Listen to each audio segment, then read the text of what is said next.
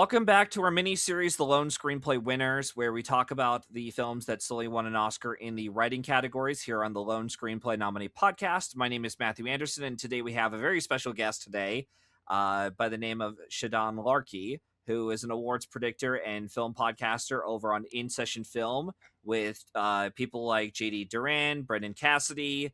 JD is, in case anyone is not aware, yes, JD has already been on the show, but on our Patreon. But that's that's besides the point. So, bottom line, you guys know who InSession Film is, or at least have an idea. Anyone who's been a Patreon member and listened to one of our episodes, which I believe was on First Man. But anyway, so back to our guest we have here on the show, Shadan. How you doing today? I'm great, Matthew. Thank you so much for having me. And yeah, if you don't know what In Session Film is, please check us out. It's a lot of really, really talented, fun, awesome, super nice movie nerds that do a lot of great content. But I am very happy to be here and very happy to be talking about what we're talking about. So thank you so much for having me. Yes, and yeah, definitely check them out. I think I did an episode with Brendan and JD for One Battle After Another, which ended up winning Best Picture, as we ended up seeing. So that was cool. But yeah, no, yeah, great site you guys have going, great podcast. I look forward to hearing you guys and even reading some of your articles. You guys still write articles over there, right? Am I correct in Oh saying? yes, we're Okay.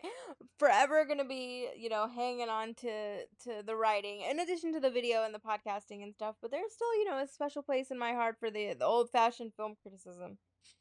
Yeah. Oh, definitely. And yeah, and I think today would be an interesting film we're talking about in regards to like film criticism for an old Oscar-winning movie. And this has been, in my opinion, I feel like it's been a little bit long overdue ever since I started doing this whole mini series podcast for the Lone Screenplay Nominee Podcast, which is on Thelma and Louise. So without further ado, we'll just jump right into our discussion. But before we do, I just want to give a heads up, like always. This will be a spoiler-filled discussion for Thelma and Louise. If you haven't seen it, the film's 35 years old. But then again, we've had a lot of movies we've done on the show where you're like, wait, you haven't seen this like 40-year-old classic? Okay. So weirder stuff's happened. So yeah, but yeah, check out the movie and then come back to hear our full thoughts on it. So with that said, I'm gonna give you like a basic plot synopsis of what the film is about in case you are living under a rock or you just got out of your coma, whatever. So yeah, so the premise of Thelma and Louise, yeah, so it's taking a break from their dreary lives. Close friends Thelma and Louise embark on a short weekend trip that ends in unforeseen, incriminating circumstances. As fugitives, both women rediscover the strength of their bond and newfound resilience.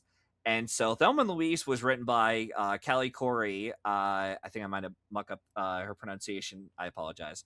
And directed by Sir Ridley Scott, the latter of which had just come off the heels of directing neo noir and sci fi fantasy flicks like Blade Runner and Alien.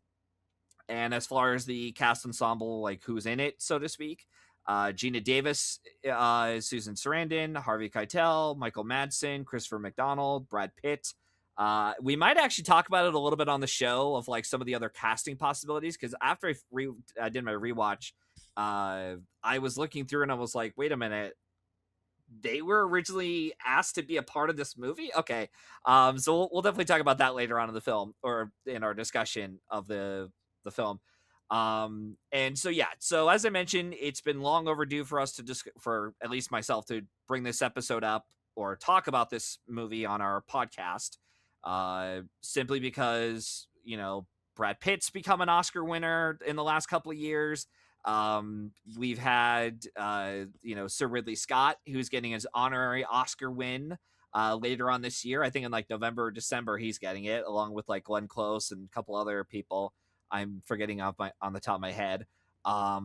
So and also the this past Cannes Film Festival event had used a still shot of this movie on their poster celebrating the 35th anniversary for the film. So I feel like that's plenty enough reasons for me to bring this up on the episode, or at least talk about it on my podcast. So yeah, so Shadan, um, what did you think of the movie? Well, Matthew, to start off, I just want to say that if you have been in a 35-year-old coma, Thelma and Louise is probably one of the best things you have waiting for you on the other side. So, welcome back. I mean, there's a, a lot of things have not gone well, but Thelma and Louise is a bright spot, I guess, of the last 35 years. I am actually so glad that I had the opportunity to rewatch this for this podcast. When you suggested Thelma and Louise, like I was like, oh, I liked the movie, but it wasn't a film that I necessarily had super strong emotions for or like a deep connection to in any way. And then I rewatched it, and I don't know if it's just because I'm a little bit older, but I feel like a lot more profound appreciation for it, kind of digging into it a second time. Yeah, definitely. Truth be told, I don't actually. Before I give my hot take on the movie real quick, or even just certain somebody on here, in the movie, not you, not you at all, Shadan. When was the last time you saw the movie? I'm curious about that. I mean, it has to be over a decade. I think I was really like early 20s or like 17, 18, like super Okay. young. And I think being that young, it's not that I got it and I understood, the themes or whatever, but maybe because I hadn't lived life enough, I wasn't able to sort of connect to Thelma and Louise as much. Okay, yeah, because I was curious to know how far back are we talking? Are we talking like 6 months ago? Are we talking like, 1,000 years? Because it felt like it's been that long since I last saw the movie personally, even though I think I saw it during like the pandemic. But yeah, yeah. So if anyone doesn't know where I stand on Ridley Scott as a filmmaker, I am not the biggest fan of him. I think he's made a couple of pretty solid films, and I think even some commentators and podcasters had brought up in the past on other shows that Ridley works best when he's given a really good script, and that's when he's able to fire on all cylinders. And I would argue this still, even when I first saw this, and even to this day, I still think this is my favorite Ridley Scott film, or at least the best he's been. Just because of the fact that and we'll get more into this in a bit.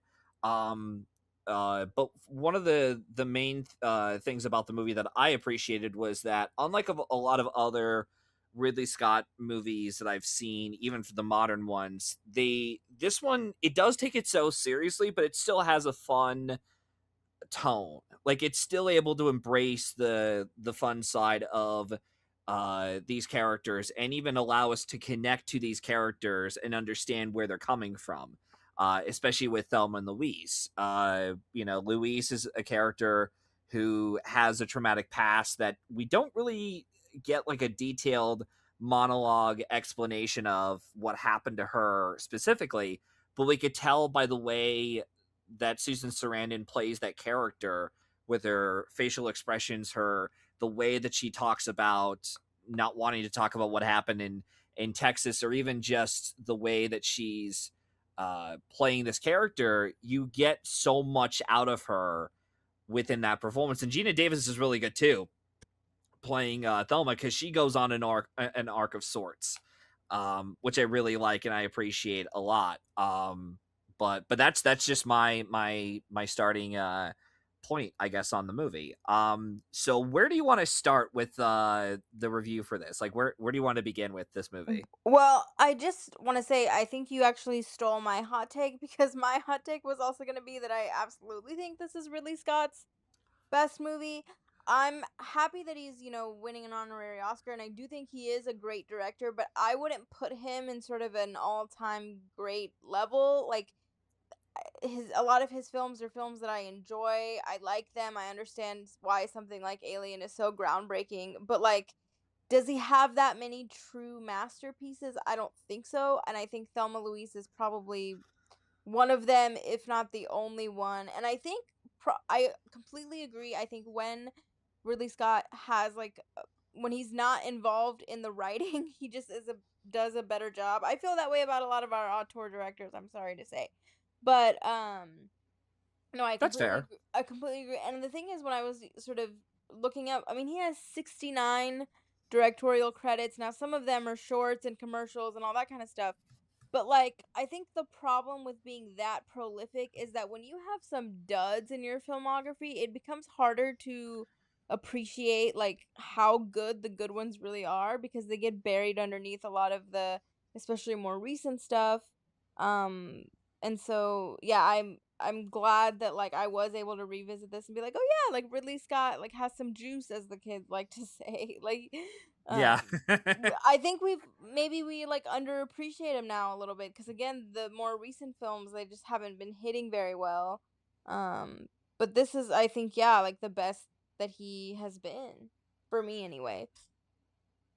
Yeah, I'm very glad, and audience out there, just to let anyone know, we did not team up on Ridley Scott like prior to the episode. We weren't planning on teaming up on Ridley Scott at all because No, like and when I was scared to be like, I don't know if I'm that big of a Ridley Scott fan. Like he's fine.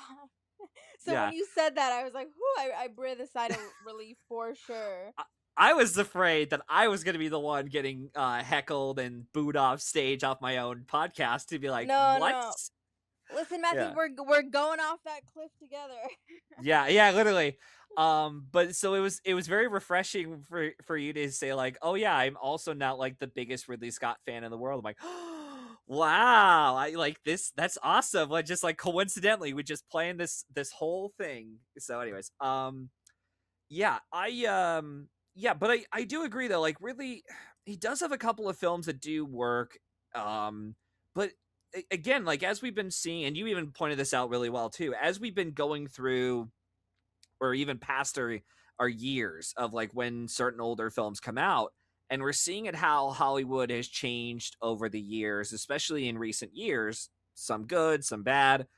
We are starting to look back of like, maybe those older films we saw that we thought were just good, they've actually held up a lot better because there's a lot more proficiency, there's a lot more professionalism, there's a lot more care and effort put into these movies. Even something like this, which is shocking that a movie like this, which has an assault scene, by the way, um, and still is able to handle it in a very mature manner, and is able to do it also while also having fun with these characters. Like you like and you root for these characters for Thelma and Louise, which I was very shocked by, but also just shows you how good of a script Callie did. Writing this damn thing, and even the actors in it are having fun too. Like out of all the actors, I would say the one which I understand now he's kind of considered like a controversial figure, I guess. But I still say, and I even when I saw this back then, I still think Brad Pitt stole the show for me. I like Gina Davis and Susan Sarandon, who are both really really solid in their roles, and totally deserved all the accolade nominations they got. But Brad Pitt, I was really impressed with just because of the fact that he's playing a very minor character, but there's something about this character that just works for me. And maybe it's just the fact that you have Brad Pitt charming his way believably into this role. And I also like the fact that there's a scene in the film in the hotel where he tells, I think his name is JD. He tells Thelma about how to rob a store, and I like that it wasn't just, oh, we need to add in a scene to like the quiet moment right before we get to the last half hour of the story, so on, or we need to oh, we also need to add like a sex appeal drive to this scene. And it's like, no, let's actually add something that develops Thelma as a character. And by doing that, we're going to have this character teach her what he does whenever he robs these like convenience stores or whatever he's going to. And I like that they added that in the story, because a lot of like lesser writers and directors, they would just be like, you guys know exactly what this is. It's two very attractive people having fun, having sex, and that's it. And then he's off on his merry way. But it's like, no, they actually add a little bit of character and again make the plot going forward, which I appreciated for the film for sure. Yeah, the script, I mean, is just so solid. There's really not a lot of extra fat in it. Everything that they sort of weave in the beginning, there's payoff for in the end.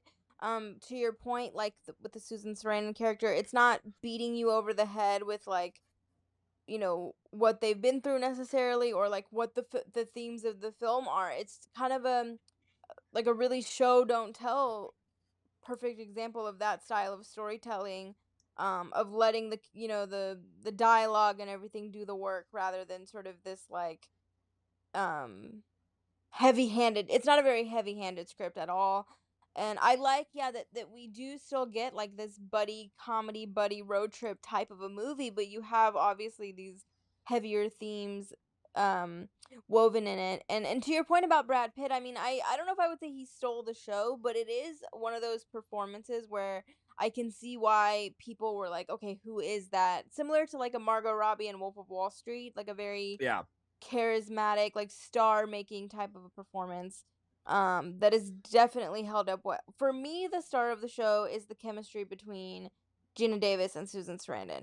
It's interesting, like you're talking about, alternate casting. I just don't see how anyone else could be these two characters. Like you just believe this friendship so much, and you just have so much fun watching them.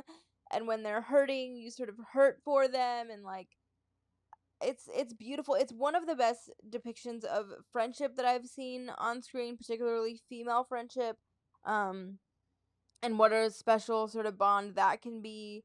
So I just think they're absolute magic together. I mean, it's one of the few films that was nominated for like two actors in Best Actress.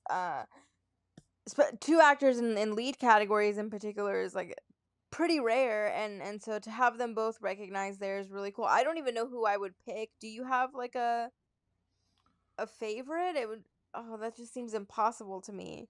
Of the lead actress thing Yeah, category. if you Well, had to pick one of we could Gina or Susan.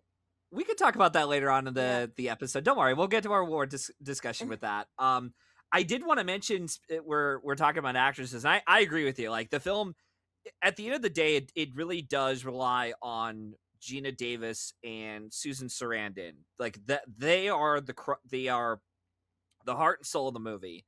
And if they are not perfectly cast or even you could buy into their friendship believably, the whole thing fails.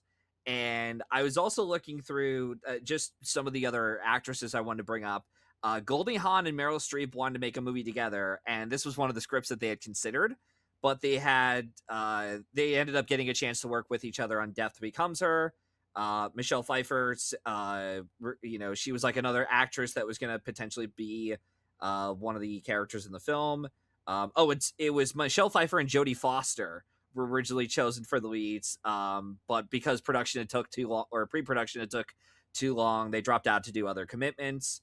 I'm looking through to see if there's any other notable actresses on here. And actually, the writer Callie actually fantasized about casting Holly Hunter as Thelma and Frances McDormand as Louise. So already right there, it's just like an interesting set of actresses to be pairing up in this like dual role. Um, but I do agree with you. Like it's kind of hard to imagine this movie without not Jodie, Susan and Gina, because they're both so good together in the film. And they really do make the film for what they are. And yeah, so it's just yeah, so they're really good with it. And I also really like having Harvey Keitel in the film as well as the cop. I really appreciated the fact that he is very much giving like a good dramatic performance, but I like that the way he's in, so there are some scenes of the film, especially when he's on the phone with Susan Sarandon later on the film, and he's like, I'm well aware of what happened in Texas, and I understand that you don't want to talk about it, but I understand where you're coming from. That, and even the scene with when they have all the cops running out of their cars in the rain onto Christopher McDonald's house. I think Harvey Keitel made a comment of something along the lines of like, what you don't like getting wet or something. And I thought that was, you don't like having a little bit of rain on you. And it's little things like that I'm like, man, I miss the old days when Ridley Scott had a movie like this where it's like you cared about the characters, you like these characters. And even Michael Madsen, like I was actually shocked that Michael Madsen is giving like it's a against type performance, but he's quite good in it. Like I'm watching the movie and I'm like, damn, I actually forgot how charming he could be in this kind of role. Again, if you give him the right script and the right director, but yeah, I was just really impressed with the whole ensemble. Yeah, I mean, the supporting characters definitely have depth. I mean, to your point, like Brad Pitt isn't just the boy toy, and like the Harvey Keitel character, there is a part of you that like empathizes with him just trying to do his job. I mean, I was definitely not rooting for him. I was rooting for Thelma and Louise, but he's not just like the kind of cartoonish evil cop guy that you kind of would see, I think, nowadays. Yeah, the film, I think that's one of the things that's special about it is it really doesn't stereotype anything. It feels very real. It feels like these are people that you would meet out in the world and they just happen to find themselves in this situation that's maybe like a little bit outlandish or a little bit sort of crazy and all of that. But it does feel like very grounded. I mean, even the like Western aspect of it, like the sort of environment I've really liked. I think the cinematography is incredible. I don't know, it's like I could feel it. You really get transported into the film. Um there's really not much that I have to complain about, to be honest with you. There's a few parts where I wish maybe the plot would pick up a little bit. Maybe it's like, I don't know, 10 minutes too long, but that's really just me nitpicking. I really just enjoyed it so much, and I do think like it has just held up remarkably well. Yeah, I would say probably like the pacing at times is a bit too long for my taste, but that's also kind of a problem I have with even later Ridley Scott. Well, definitely later Ridley Scott movies where it's like, God, man, just get to the point, man. Just cut to the chase, okay? Please stop dragging out about how artiste you are as a filmmaker. And I also want to give a shout out to Christopher McDonald. He's really funny in the film, and I also like the fact that you hire a guy like him to play such a loser of a character, and yet he's able to deliver on these lines and this character so well with these jokes that we're laughing at. We're laughing at him, like when he's on the phone with Thelma and he finds out that Thelma's out of town, and he's like, if you don't get your butt back here, or I'm gonna um darn it, I just don't want to say it, but you know what I mean. And it's just little things like that where it's like, okay, all right, so he's good. And even when Harvey Keitel is telling the guy about his wife being on the run, and he's like, I couldn't help but notice, but you're stepping on your pizza. And he's like, oh shit. And even with Brad Pitt, where he comes out of the interrogation room and he's like, I like your wife very much. Because instantly he knew what he had done with his wife, and I just thought it was so great. Um, just a great response. But yeah, no, he's really good, and yeah, shout out to Adrian Biddle, I believe, who did the cinematography on Thelma and Louise. Rest in peace. And yeah, he did a really gorgeous job. Just another movie set in like a Western type movie that actually looks pretty. It's not a movie that's so grungy, and it's very grimy and grungy, but it actually has color to it. It's not just, oh, look at how murky and colorless, and even like shadowy the whole desert is. And it's like, yeah, it's just like this is another example where it's like you can make the desert look pretty despite not having a lot of colors there. And they did a really good job with this. I also have to credit Hans Zimmer as well. He did a good job with the score. Like it really matched the tone of its like 90s era music. And even the oh god, pre-existing music that had already been there at the time. Like it's used really well effectively to the story. But yeah, just overall it's a good movie. And I just, yeah, like I said, I'm very happy that this film was taking, like I said, it knew when to be serious with its story and when not to be.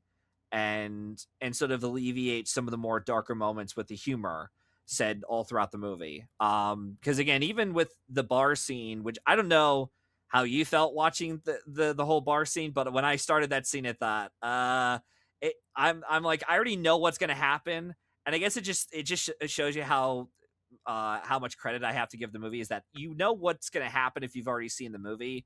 But even then, I was still on my toes of like, oh god, all right. So when's like the big moment gonna happen? With Louis shooting the rapist, and it's pretty satisfying, I will say. Um, but I also like that it wasn't like overbearing with its music, or being like you had stated earlier. It wasn't all full of itself. I mean, even the scene where she says, like, "They saw me dancing with him, they're not gonna believe me," like, that to me broke my heart all over again. And you wanna talk about a theme that's, like, relevant, sadly, 35 years later, like, amazing. And I was looked up maybe like a tiny bit of like criticism on the film or whatever, just to see what people were talking about. And somebody brought up, like, well, it was clearly self-defense. But I do think like, believing women and all of that, like, is so well done. And so you would understand why they're fearful of, like, not wanting to come forward, or not just, like, when people say, well, why wouldn't you just report it? I just think all of that. And then you mentioned, like, the comedy. I think even the comedy, I'm thinking of the line where Thelma says, "My husband wasn't so nice to me. Look what happened to him." Like, it's funny, and she says it in a cheeky way, but it's still like, then you stop and you think about it, and you're like, "Oh, that's just devastating." Like, yeah, there's some lines in here that blew me away. Um, and I didn't touch on the actresses, but I do think there's something about, like, Gina Davis in particular. To me, her innocence is really beautiful and heartbreaking.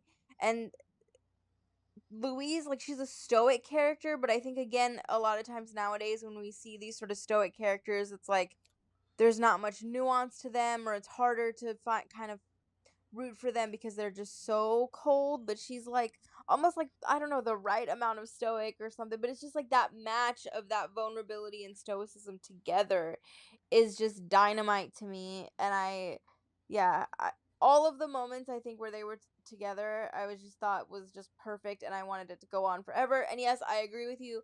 What a shock that there can be a desert out there, but still have some color. That was so refreshing to me.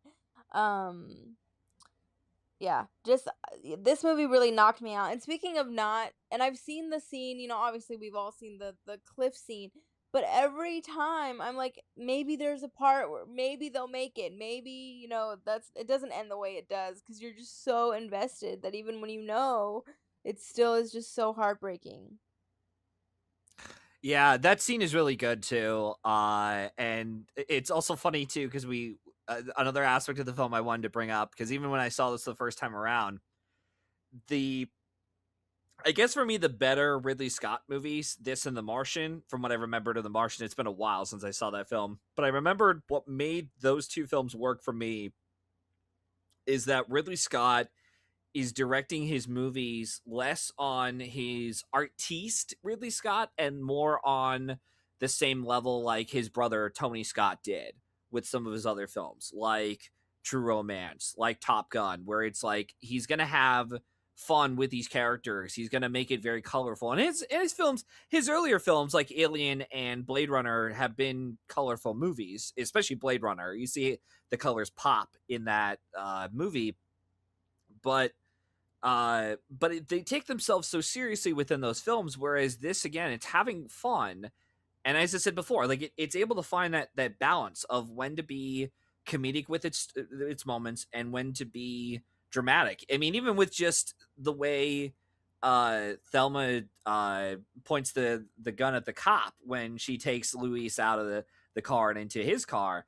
And Thelma tells Louise, okay, Louise, shoot the radio, and she shoots the radio, like the car radio, the police radio. Oh yeah, that one. I thought that was like a really good moment of comedy. Um, and I also appreciate that once Brad Pitt takes the money, I like that the dynamic of the two switch, where it's like Louise is the one now who is feeling like, oh god, like she's having the worst day ever of her entire life, and Thelma's like this strong-willed character. And that sort of that whole moment sort of redefines her, like, okay, this is what it's got to be. Like, we have no time to think, we just got to run and go. Like, don't even think about it, just get in the car and get out of here as soon as possible. Because it would have been kind of boring if it only Louise had been the strong-willed, character, and Thelma was the more character being like, "Oh my god, I can't believe that just happened," kind of thing. Which that can happen in a person's life, but in a movie that's 2 hours long, you got to make it interesting or different over the course of the film. You can't just have I guess what I'm trying to say is like there are other ways you can have these characters go on their arcs in a way that doesn't have them one noted, have it be one note with their arcs. You know what I mean? Yeah, no, we absolutely get character growth. And it feels like a little bit like with Thelma, like we get kind of like a coming of age story in the everything else that's going on, and the sort of buddy comedy drama. It just balances all of its themes so well. And you mentioned Top Gun. It's funny because I watched Top Gun pretty recently, like the original one for the first time, and I did enjoy it. But when I was watching it, I was like, this is very much a product of the '80s. Like, it just felt very '80s, and that's fine. Like, no Yeah. shade to the films of the '80s, but to me, Thelma and Louise really does feel like timeless. Like, I feel like, some filmmaker could make some version of this now. And I mean, I think many people have tried to put pieces of this film in their modern films, but it just, yeah, it does feel so timeless and modern to me. And even like something like, I think the costumes and like everything just like it feels like thought out, but to your point, not like artistically, to where Ridley Scott is like, look what I have all the money to do, and look what even something Yeah. like Napoleon, where I'm like, this is why I'm a little bit against these like streaming services, like giving these filmmakers like unlimited money, time, whatever, because sometimes you need to be reeled it in. And so I Yeah. think this is like a really good example of restraint and artistic vision coming together. And when she meant by timeless, any executive in Hollywood out there who's listening to this episode or stumbles upon this, when she meant by timeless, she doesn't mean by we should automatically remake Thelma and Louise. No, no, no, no, no. No, Don't no, don't no. remake this. Don't remake this. Just do something that's an inspiration of this, not Right. a knockoff, not a ripoff, or a beat by beat storytelling. Just do something that's different. But I do agree with you. It does feel timeless, especially with its themes that sadly have been aging pretty well, with its themes of women being um, with how women in society are treated by the public, of like, oh well, you were just dancing with the guy, you were very promiscuous with him, so you kind of had it coming. And it's like, no, she didn't at all. It's like, what the hell are you guys talking about? um and yeah, so I very much appreciate, and I still I was surprised how, again, despite this being 35 years old, a lot of this does feel very timely, or timeless, I should say, in both some good ways and some bad ways. But yeah, no, I definitely appreciated the film overall, and I'm very happy it was a box office success, and I think even critically it did really well too. So yeah. Yeah, it was Um nice to watch a movie and know that it was appreciated at the time when it came out, and yeah. appreciated now. I know it may have already happened, but they did do some re-release for the 35th anniversary. Um, and I'll keep an eye and see maybe if some local theaters do sort of a special screening or something. I would love to go see it on a big screen, and I would highly encourage everyone, like, if you do have a museum, an indie theater somewhere, I think it would be really cool to see it, in a theater with an audience, and see how have a collective experience watching it, because I just, watched it on my own at home. So, yeah. I agree. Yeah.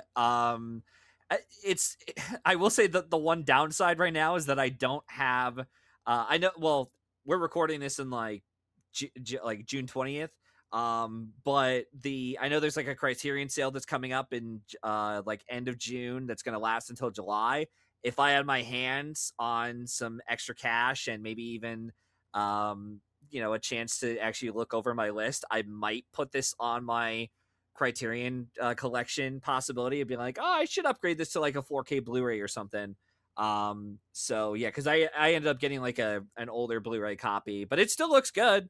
It's not a bad looking movie with the version I had, but yeah, and it's probably got all the fun goodies and extra features and stuff like that. But yeah, anyways, um yeah, like I said, I enjoy the movie. I don't really have much else to say about it other than it's surprisingly good. and and like I said, it's one of the few Ridley Scott movies that I have enjoyed from him, and I just miss this kind of era of Ridley Scott having fun and just being a competent filmmaker who is like, I'm able to operate because of how good the script is.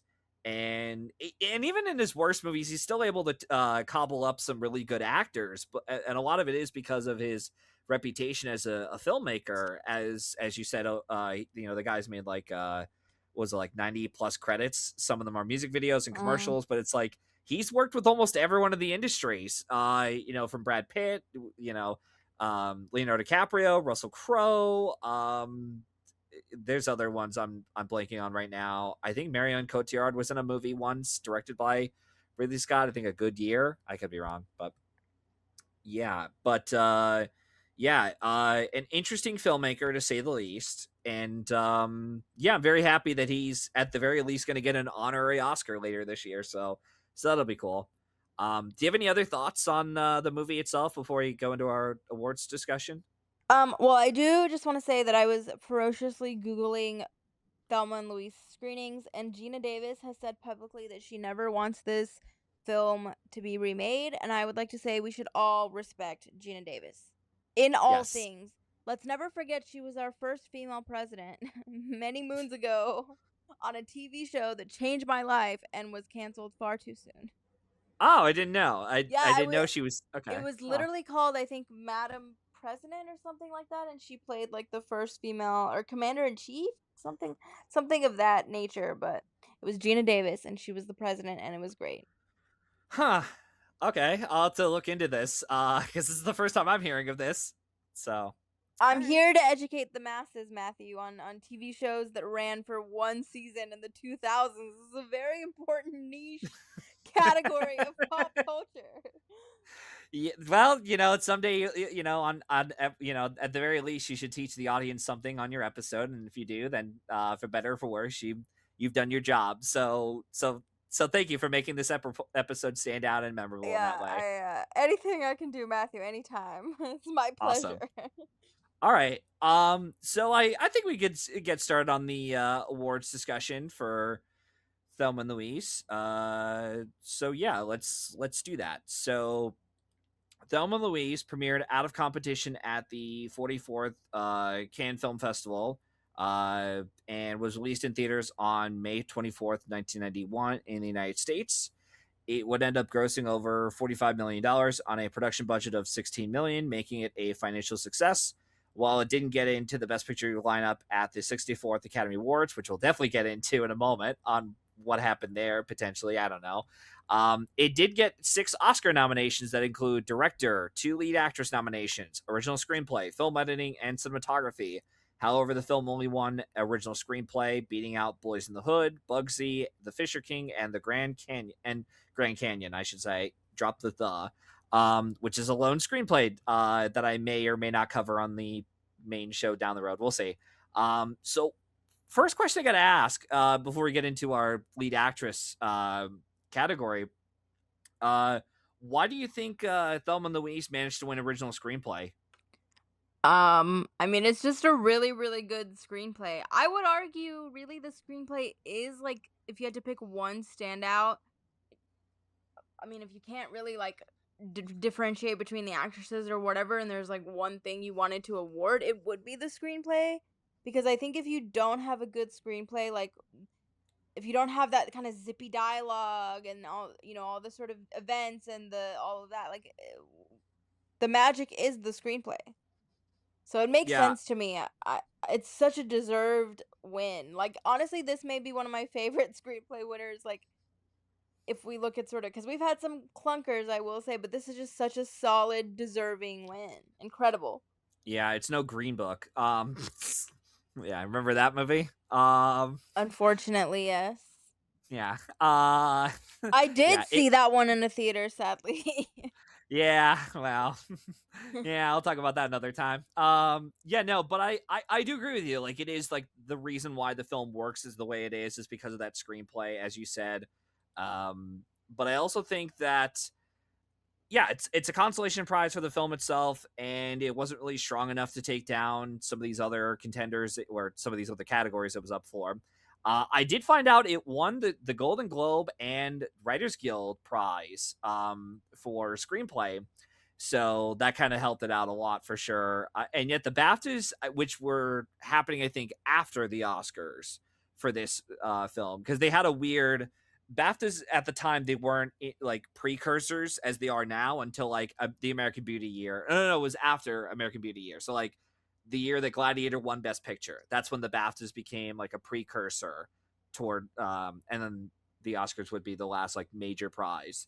Um, and so Thelma and Louise just got shut out at BAFTAs, which is very odd.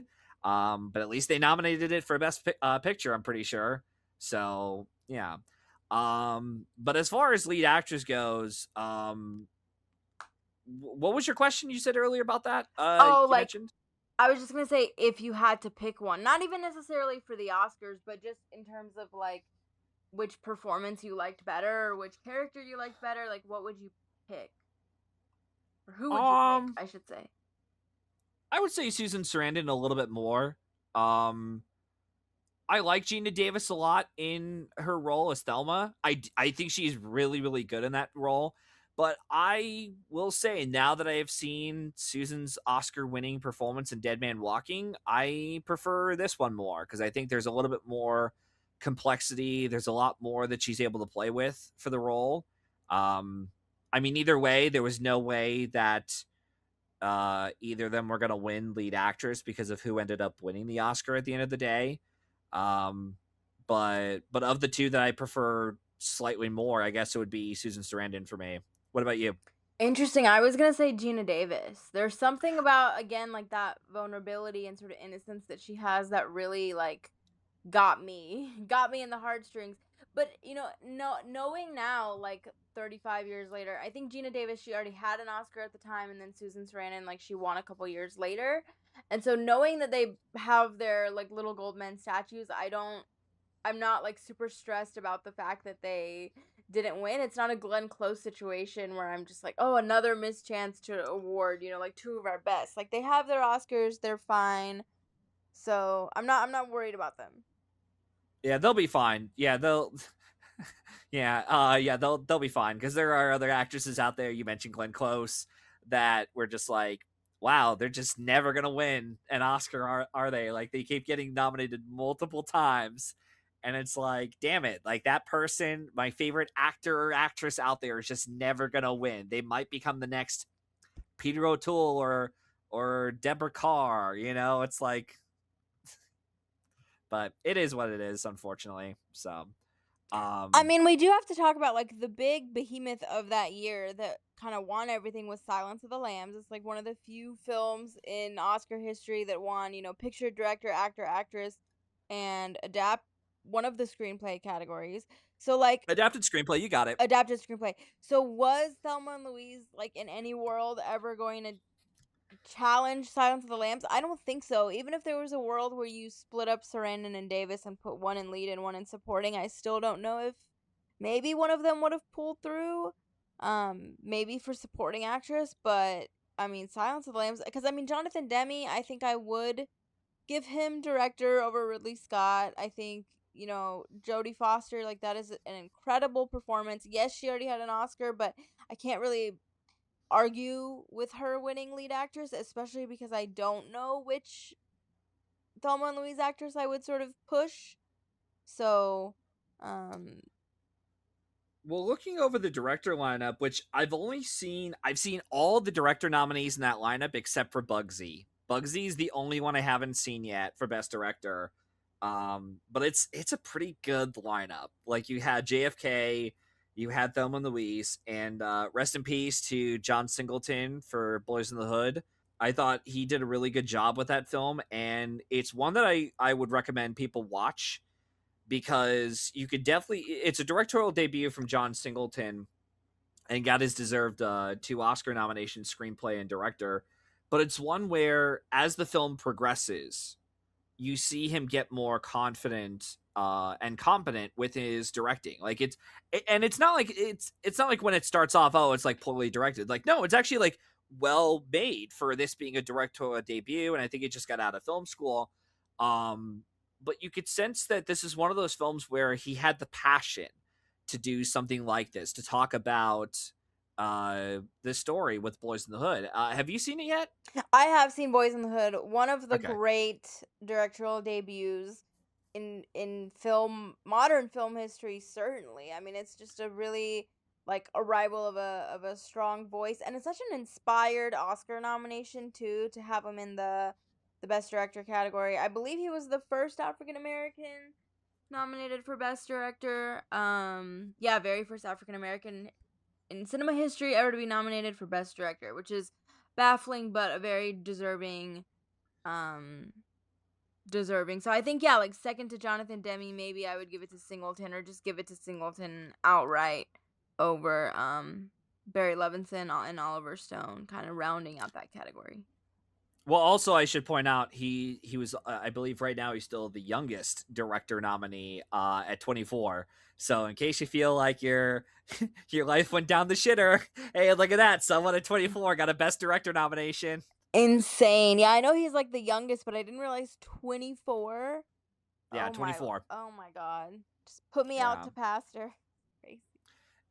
and I understand that he only had like I think he had a couple films after that were like as notable or worthy of like talks, like Boys in the Hood. But it's just I do wish we had given the guy like you want to talk about someone who should have gotten some kind of like honorary statue from the Academy. It's like that Singleton would have been another good one. I If feel like yeah, like he may not have made a lot of great movies for sure, but at least he did something as great as Boys in the Hood, and I guess the nomination for those films is the win with screenplay and director. But yeah, he did a really good job with directing that movie. He got even Ice Cube actually gave a pretty good performance in that film.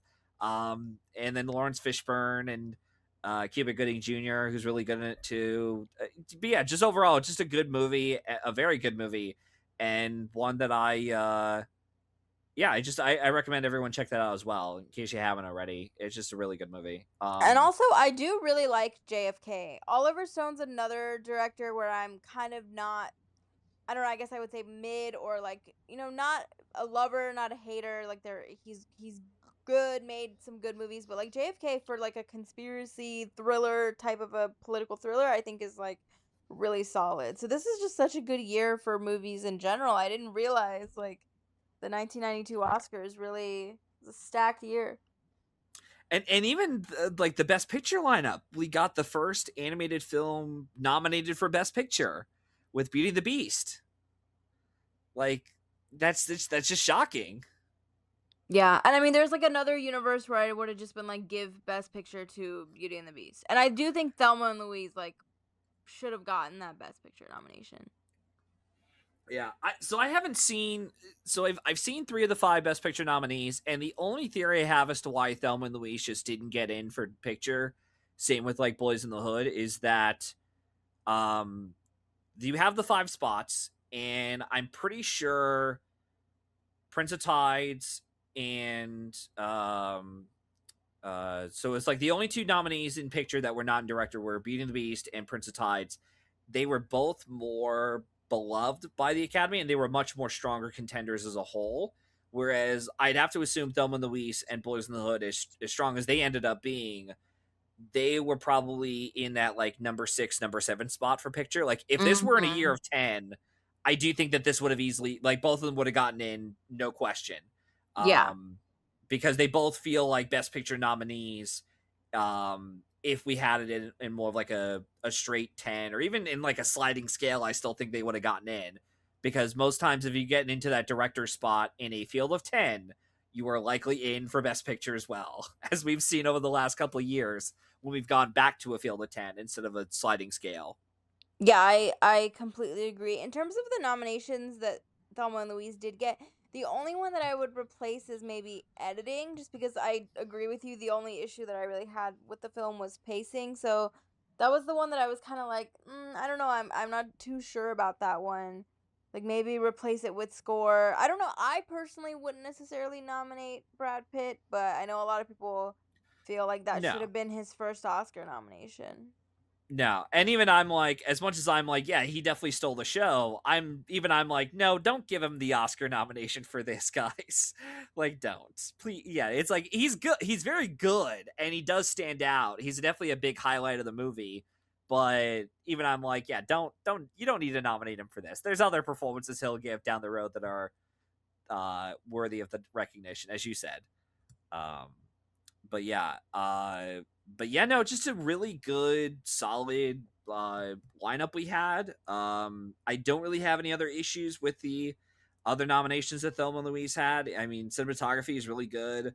Um, but I mean, cinematography and editing, there was no way that this was going to win either of their categories because of, JFK is just like a technical marvel of its own right, combining archive footage, black and white, and color, and combining it with the newly presented footage they had to shoot for the movie. And even Robert Richardson got his first of 3 Oscar wins out of this. And even the editing too, it's really well done. With JFK, I was really appreciative of how much information it's similar to like what Oppenheimer ended up doing, where it's like there's so much information spread out throughout this 3 hour plus epic, and it moves at such a brisk pace to where it's like it doesn't slow down, and it can't slow down.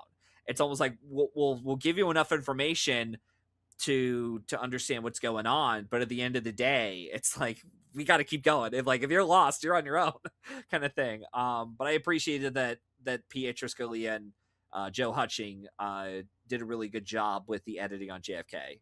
So they definitely earned their Oscars easily. Yeah, I completely co-sign everything you said. I do want to touch on Callie Corey's like other films, or just ask you like how familiar you are with other things on her filmography, because when I, rewatched the film, I was like, "Oh, this is like a great screenplay. What else has this person done?" And I've seen the Divine Secrets of the Yaya Sisterhood. That was a film that I went and saw in theaters entirely too young and was very much scarred by in some ways. So if you ever want to talk about that film, let me know. But I'm not super familiar with a lot of other stuff. I mean, she got a story by credit on the Aretha Franklin Respect biopic, but she hasn't been as active in recent years, which is a shame. Yeah, I'm also looking through Divine Secrets. So unfortunately, that is not a lone screenplay nominee or winner. So I will not be able to talk about that on my show. Um, but that's interesting that because I wasn't really familiar with what else she had done um, after this or before this. It says here she directed some episodes and wrote some episodes of Nashville, which I did not know. Um, okay, interesting. Yeah, which is definitely like, and then she's credited as the creator of the show, which is interesting because that's such a soapy show. Mm-hmm. So I I wouldn't necessarily think that she would have. I don't know. I wouldn't have made that connection. That's so fascinating. Yeah, I'm looking through. Outside of Connie Britton and Hayden Panettiere, I don't think I know anyone else from this cast from Nashville. So, Well, oh, okay. Yeah, I yeah. was gonna say Sorry. Jonathan Jackson is a soap opera icon, so I was very happy to see him in Nashville. But yeah, that was one of those shows. I think I watched like the beginning, but it sort of really fell off, and like I said, just went into some crazy soapy storylines. So I would love for her to do something else and come back. I think she's a great writer, and I think she is so good at like centering female stories, and she's made that a big part of her career. But you know what? If she wants to retire and live off her residuals, I completely respect that as well. Yeah, I mean, yeah, it's this honestly does feel like one of those movies where it's like, look, I made a movie as great as Thelma and Louise. I could just live off that forever. And good for her. Honestly, like whatever she wants to do, that I'm okay with. As long as you're not going too far down the rabbit hole. But it looks like she hasn't so far. It's just like she just wants to do things that she's passionate about, and that's fine with me. Completely agree. And I mean, Gina Davis and Susan Sarandon have had incredible careers. I mean, for people who don't know, Gina Davis won the humanitarian honorary Oscar. She is like one of the great kind of humanitarian celebrity, like uses her celebrity to fight for a lot of really important causes. Susan Sarandon's done a ton of really good film work. Like their careers, I would say, have also really stood the test of time. I also didn't realize that Gina Davis has only been nominated for Accidental Tourist and Thelma and Louise. I assumed that she got more Oscar nominations, but that's it. I do, yeah. I'm not as familiar with her. Like, I guess there's some films in her filmography that I need to catch up on. So yeah, if anyone has any recommendations for like your favorite Gina Davis performances, let me know because I really do love her. She has such a like gravitas and charisma. I mean, Susan Sarandon as well, but I've just seen more Susan Sarandon films. Fun fact, when I was I don't even know, like middle school, high school, I had to watch Lorenzo's Oil in my science class. And Oh, I was like devastated by that movie, and I was like pulling up IMDb on my phone, which I got in trouble for, and I was like, Susan Sarandon, I don't know who that is. And I like went home and was like, Mom, do you know who Susan Sarandon is? And she was like, Yeah, that's like one of our iconic actresses of the 90s. So then I tried to go through and watch as many of her projects as possible. But yes, yeah. Lorenzo's Oil, directed by George Miller, the same guy who did Babe Pig in the City, Happy Feet, and Fury Road. crazy. I mean, that's the thing too, looking though at like Ridley Scott's filmography, you kind of get a like similar thing of like the same guy who did Alien and Blade Runner, like that kind of makes sense. But then you have something like Thelma and Louise, you have like I don't know, Napoleon, like like The Martian. It's all Martian, over the place. yeah. Gladiator is like completely like a different world, different and Black Hawk everything. Down, Black Hawk Down. I mean, his yeah. new movie that he has coming out in 2026 is like Dog Stars. I think that's also like a military. I don't know It's what. like a post-apocalyptic sci-fi film. Oh, okay. Yeah. Yeah. So Which is hit. so funny because I didn't even know it was a sci-fi film until I was looking up. I'm like, what is this sci-fi? And I'm like, oh, it is, huh? Okay, that's interesting. Yeah, But yeah, his filmography is also super varied, which is cool. yeah, yeah. And that's what happens when you get a director like Ridley Scott. They're not trying to pigeonhole themselves into one specific genre. Like you have Inarritu, who is very much like Alejandro Inarritu, who's pigeonholed in one subsection of the genre or subgenre, I should say. And then you have other people like David Fincher, maybe who's known for what he does, and all these other directors. But then you have again like George Miller and Ridley Scott, who are just like, you know what, I'm gonna do whatever I want, and I'm if I'm gonna do a romantic comedy or do some kind of drama on Robin Hood, then I'll do that. And then I'll win people over with The Martian. And yeah, he has such an extreme style though that it often sometimes it works, sometimes it doesn't. You can even kind of attribute this to other filmmakers like Tim Burton or Robert Rodriguez, where their style is so interesting and unique that sometimes it works really, really well in their favors, and other times it's like, oh, okay, let's make sure people don't remember me for this as Right. like my final movie or whatever. Right. Like So something like House of Gucci or like this is just kind of exhausting and like yeah, so indulgent. But I mean, he also did like American Gangster. It's just yeah, crazy that all these films are from the same person. I mean, he did Hannibal back in 2001. And also I just want to say I according to IMDb total credits that he's credited is like 640 across all categories or types of credits, but 640, Matthew? yeah, My yeah. goodness. I mean, he's also a producer on other things with Yeah. Scott Free Productions, I think. I think there was one he had produced. I think it was like Out of the Furnace he had produced with his brother before he had died, and then Yeah, Out of the Furnace was like one he did. I mean, I know there were a couple others. yeah, The Good Wife, one of the great, like, TV dramas of the 2010s, he was a producer on, so Huh. Yeah. I had no idea he dabbled into TV, but yeah, but that's what happens when you're a guy Ridley. You're just producing everything. I'm pretty sure he also produced like the last Alien movie, Romulus. he did, yeah. Yeah. Yeah.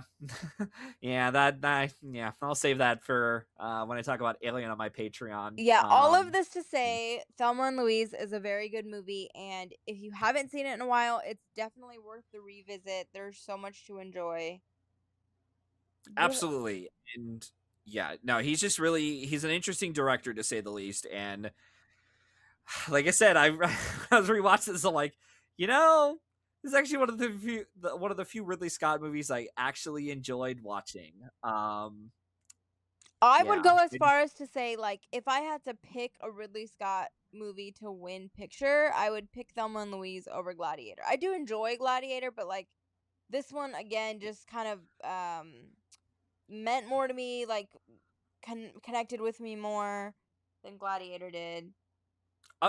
if we're talking about just his filmography, then absolutely, this is leagues better than Gladiator because I am not a Gladiator fan. To the point where I didn't watch the sequel, like some people thought I would. I still haven't seen the sequel. It's been like almost 2 years since that came out, and I still have no interest whatsoever in seeing Gladiator 2. I'm pretty much done with Ridley Scott newer films. I think Napoleon was the last one where like I'm washing my hands. I am Yeah. done. I am done with Ridley Scott movies. If he is like, I am done making good movies, then I am done watching Ridley Scott movies. Thank you very much. So, Wow. but I will say Denzel Washington was like good in Gladiator 2. Like it's worth he's having a hell of a time in those costumes in Gladiator yeah, 2. But yeah, I don't blame you. But you know. yeah. I mean, that was also another reason why I was just like, do I? Yeah, yeah.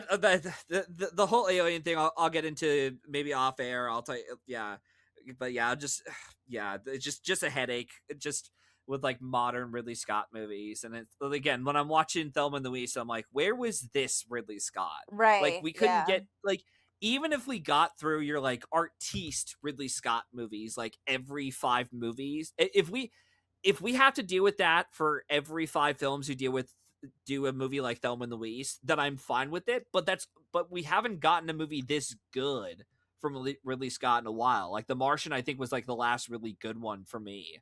Um, and it's funny, like his 2 best movies I can think of on the top of my head are ones where they felt more like a Tony Scott inspired movie as Mm. opposed to a again his like dramatic like I'm being serious Ridley Scott mode. So yeah. I would like to see Ridley Scott kind of do something smaller just to see what it would look like and what it would feel like. I was also thinking about this with Christopher Nolan, who again I'm a huge fan of, but like I miss like prestige Christopher Nolan and sort of these Mhm. movies that felt a little bit more scaled down. I don't know if any or like Memento, like he's kind of his earlier work that wasn't as big budgety in Hollywood. I mean, if he wants to do that, fine, but I think Yeah. sometimes these sort of directors would benefit from kind of going back to their roots a little bit and mixing it up sometimes. But I I am happy that he's getting an honorary that Ridley Scott is getting an honorary Oscar. yeah. He is deserving of some sort of recognition because he has given us a lot of cinema and some of it is fine and some of it is very good. Yeah, and I think he's also reached a point where we may not like his chances of winning an Oscar may not come true. Question mark, we don't know. But he is close to 90. He is a very old man, and this happens sometimes where it's like Sidney Lumet was another one where it's like we don't know if he's ever going to win an Oscar, so let's throw him an honorary one right now. Even Robert Altman, who I think even died a few months after he won the honorary Oscar. So this kind of thing happens all the time. So I just yeah, I personally I've been telling this for people for years that I think any chance of Ridley Scott getting a competitive Oscar are out the window. Like, as the more movies he makes and the more inconsistent he's been with his filmography, then yeah.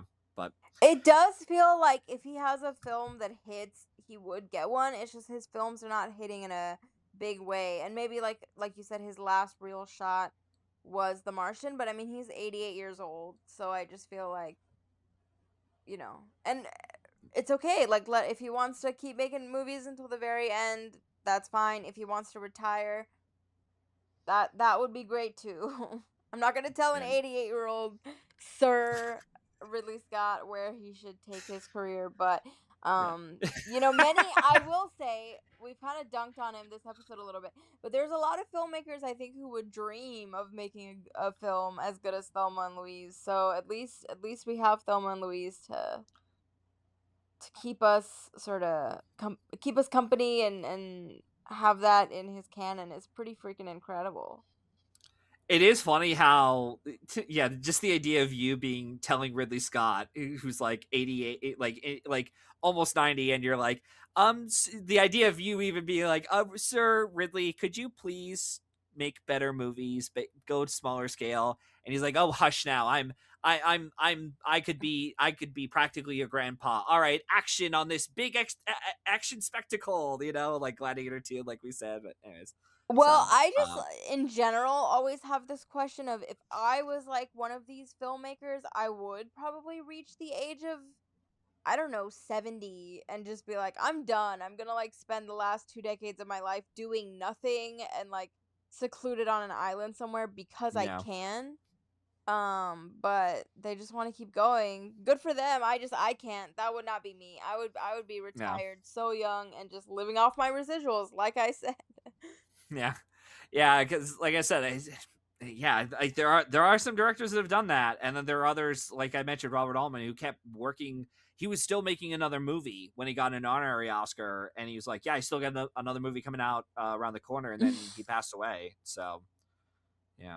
But anyways, yeah. So happy for Ridley Scott. I know it's kind of us shitting on Ridley Scott's career, but no, I'm very appreciative of him, of what he's brought to cinema, even if I'm not the biggest fan of him. But I'm like, you know what, I'm glad you're at least getting your honorary Oscar, and good for you, Ridley, and thank you for Thelma and Louise. So yeah, so before we officially sign off on the episode, I just would like to thank you for coming on the show to discuss the film. Is there anything you'd like to plug in on where our listeners could follow you along? I am at Shadan Larki all over the place, every social media channel. I write for InSession Film and Awards Buzz. I do lots of non-award stuff too, but mostly just tracking all the different awards races that we have going on. We are in the midst of awards season, Emmy-wise, so that's been really fun, and I have a lot of interviews posted on my Instagram, so follow me there. But yes, it was just really fun to be here and talk about a great movie. So thank you so much for having me. And if you are new to me or new to In Session Film, come on by. And I would love to have you on, Matthew, on Chasing the Gold, the awards podcast there. So yeah, thank you again for this chat. It was a lot of fun. Yes, likewise. And don't worry, I will. I think this season, if you ever have me on to talk about a certain contender we have coming out this year, I think I have some thoughts. I'll talk. I'll tell you about them off air. But I think it's gonna happen. You'll know what I mean when we're done recording. But I think it's gonna happen. But anyways, so I'll just keep it as vague as that. So, but no, yeah, I would love to be on the show in any way, shape, or form with In Session Film. I've only been on for the one Battle After Another episode, and wouldn't mind being on for a Chasing the Gold episode because I have some opinions. But regardless. As for myself, you can follow me and the show through Linktree under at Matthew995, where you can follow along on all my social media accounts, such as Twitter and Letterboxd. On the same site, I've provided a link for where you can listen to more episodes of our Lone Screenplay Nominee podcast show, as well as my written work. I'm also a guest writer for the Awards Garage, where I'll be writing more reviews for the site. I will be including a couple of other top five contenders, which I actually had a lot of fun with one I just wrote it felt like forever, but it's only been a couple weeks, on Steven Spielberg's filmography. I talked a little bit about my personal top 5 of his filmography, and I got another one coming up for July. I will not say who it is, but yeah, I think you'll have an idea of who it is. So yeah, so you'll check it out on the Awards Garage whenever it comes on there. And as always, just please check out my written work. I'd appreciate it, and would love all the feedback. If there's anything you'd like for me to improve upon or like to see me tackle for writing wise, just let me know. I do also have a Patreon page where you could check out more bonus episodes on After Hours, and membership is only $3 a month. If you're not invested in becoming a Patreon member, or for whatever reason can't afford to support us on the site, I only ask that you pass the word along on the show, as it's only run by myself. So any and all financial support would be very much appreciated. We just did an episode for The Last Emperor, which will already be out. So by the time this episode's out, The Last Emperor should be up on the Patreon. And we also did an episode on Django Unchained as well, for like recent stuff. And we had JD Duran on for First Man, so that was a really fun episode. Unfortunately, I made him cry a little bit while watching it. Not Oh me myself, no. but the Oh, movie he okay. watched. No, the movie itself. No, I didn't make him cry. No, it's the movie. But yeah, no, just hear our full thoughts on First Man, and we go over a lot of other interesting aspects on that. So, anyways, but yeah, check it out if you'd like to become a member. Again, $3 a month. And yeah, I appreciate all the support and shout outs for the Patreon as well. In the meantime, we hope you enjoyed listening to this episode, and we hope to see you at the movies. Take care, guys.